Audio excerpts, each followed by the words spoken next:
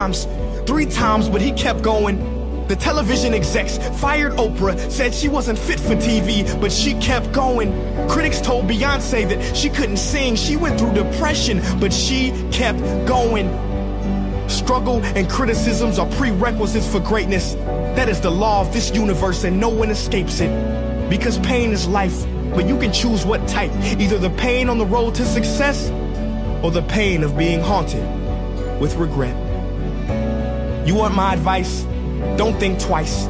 We have been given a gift that we call life, so don't blow it. You were not defined by your past. Instead, you were born anew in each moment, so own it now. Sometimes you gotta leap and grow your wings on the way down.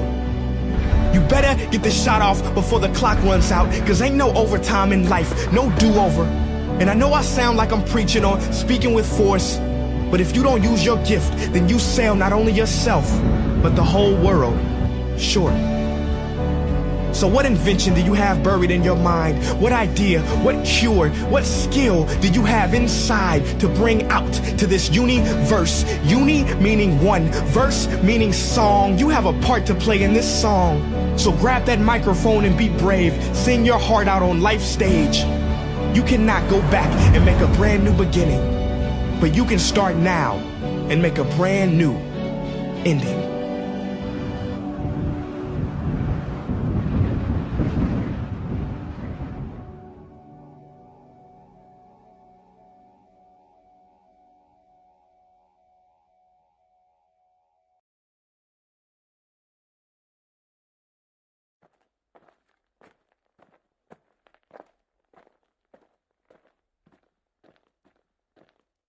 Dear future generations, I think I speak for the rest of us when I say, sorry.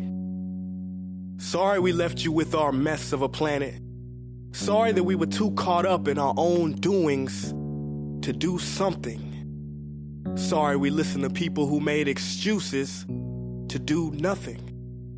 I hope you forgive us. We just didn't realize how special the earth was. Like a marriage gone wrong. We didn't know what we had until it was gone. For example, I'm guessing you probably know it as the Amazon desert, right?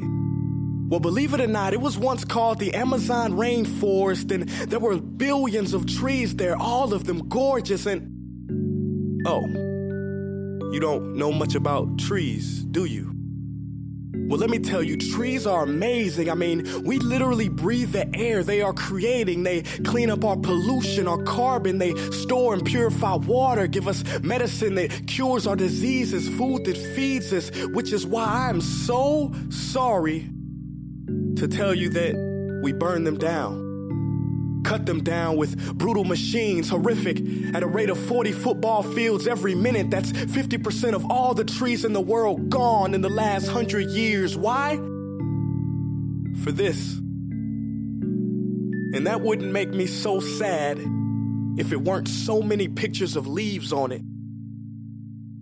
You know, when I was a child, I read how the Native Americans had such consideration for the planet that they felt responsible for how they left the land for the next 7 generations.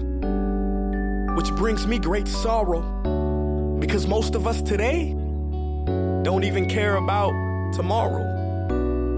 So I'm sorry. I'm sorry that we put profit above people, greed above need, the rule of gold above the golden rule. I'm sorry we use nature as a credit card with no spending limit, overdrafting animals to extinction, stealing your chance to ever see their uniqueness or become friends with them.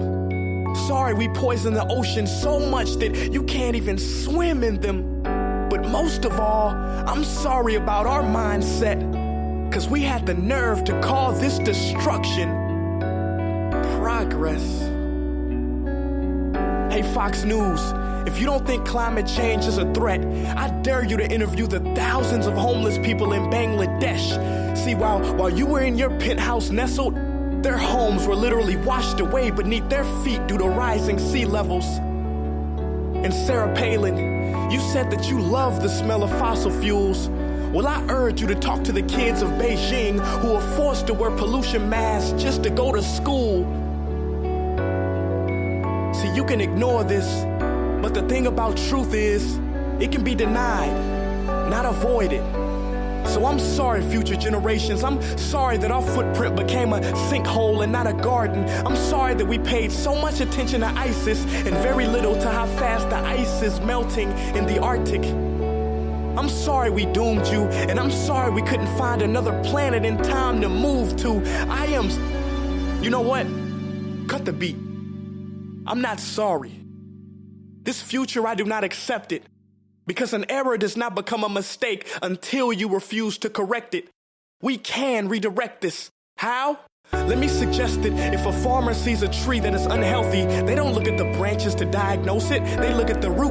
So like that farmer, we must look at the root and not to the branches of government, not to the politicians run by corporations. We are the root, we are the foundation. This generation, it is up to us to take care of this planet. It is our only home. We must globally warm our hearts and change the climate of our souls and realize that we are not apart from nature, we are a part of nature. And to betray nature is to betray us. To save nature is to save us. Because whatever you're fighting for, racism or poverty, feminism, gay rights, or any type of equality, it won't matter in the least. Because if we don't all work together to save the environment, we will be equally extinct. Sorry.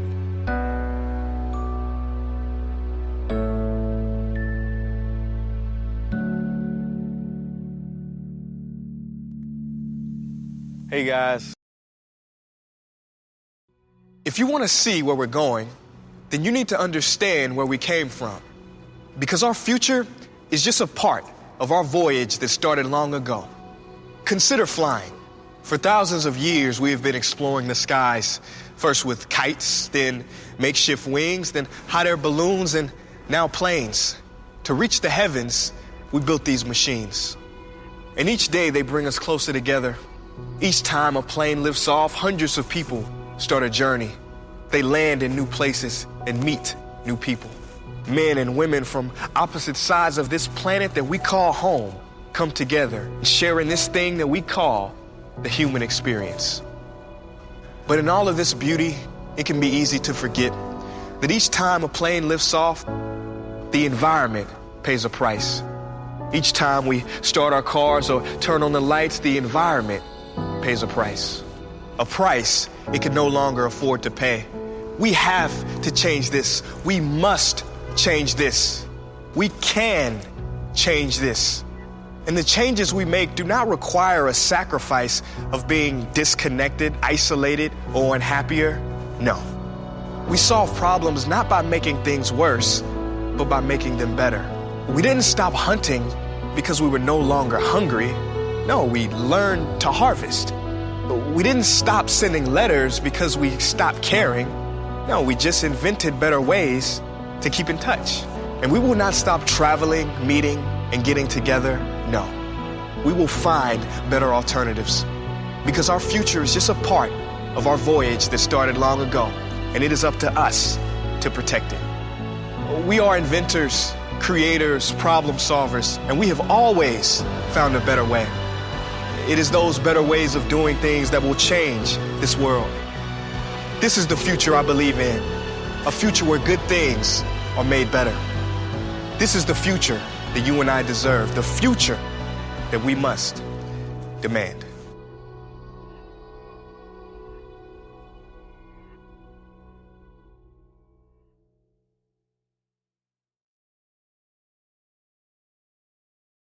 Did you know the average person spends 4 years of his life looking down at his cell phone?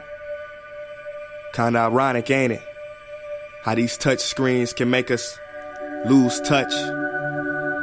But it's no wonder in a world filled with iMacs, iPads, and iPhones, so many eyes, so many selfies, not enough us's and we's. See, technology has made us more selfish and separate than ever. Because while it claims to connect us, connection has gotten no better.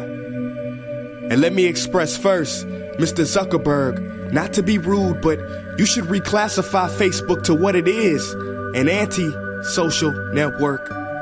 Cause while we may have big friend lists, so many of us are friendless all alone. Cause friendships are more broken than the screens on our very phones. We sit at home on our computers measuring self-worth by numbers of followers and likes.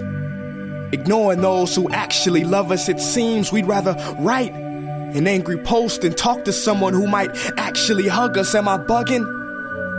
You tell me, cause I asked a friend the other day, let's meet up face to face. They said, alright, what time you wanna Skype? I responded with OMG, SRS, and then a bunch of SMHs and realized, what about me? Do I not have the patience to have conversation without abbreviation? This is the generation of media overstimulation. Chats have been reduced to snaps. The news is 140 characters. Videos are 6 seconds at high speed. And you wonder why ADD is on the rise faster than 4G LTE. But get a load of this. Studies show the attention span of the average adult today is 1 second lower than that of a goldfish. So if you're one of the few people or aquatic animals that have yet to click off or close this video, congratulations. Let me finish by saying you do have a choice, yes. But this one, my friends, we cannot autocorrect. We must do it ourselves. Take control or be controlled, make a decision. Me? No longer do I want to spoil a precious moment by recording it with a phone. I'm just gonna keep them. I don't want to take a picture of all my meals anymore. I'm just gonna eat them. I don't want the new app, the new software, or the new update. And if I want to post an old photo, who says I have to wait until Thursday? I'm so tired of performing in the pageantry of vanity and conforming to this accepted form of digital insanity. Call me crazy, but I imagine a world where we smile when we have low batteries. Cause that'll mean we'll be one bar closer to humanity.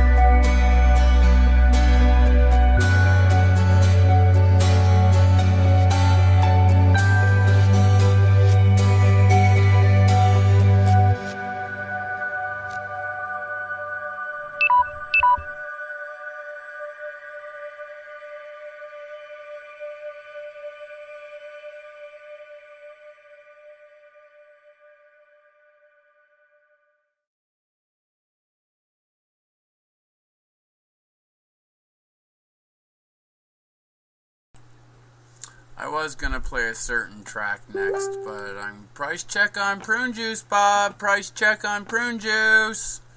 But I'm gonna play something else here for a minute, and then I'm gonna take my musical taste in a different direction because I'm kind of not overly impressed at the moment. So no more prune juice for you, Bob. We sold out. Hello, darkness, my old friend.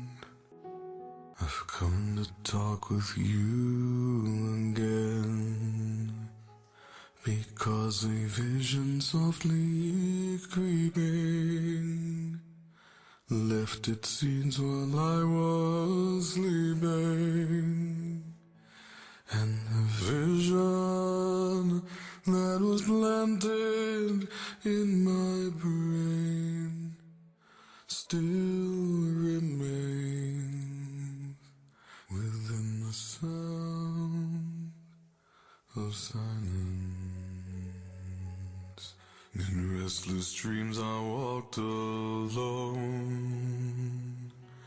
narrow streets of cobblestone, 'neath the halo of a street lamp, I turned my collar to the cold and damp, when my eyes were stabbed by the flash of a neon light that split the night and touched the sound of silence. And in the naked light I saw 10,000 people, maybe more, people talking without speaking, people hearing without listening, people writing songs that and no one dared disturb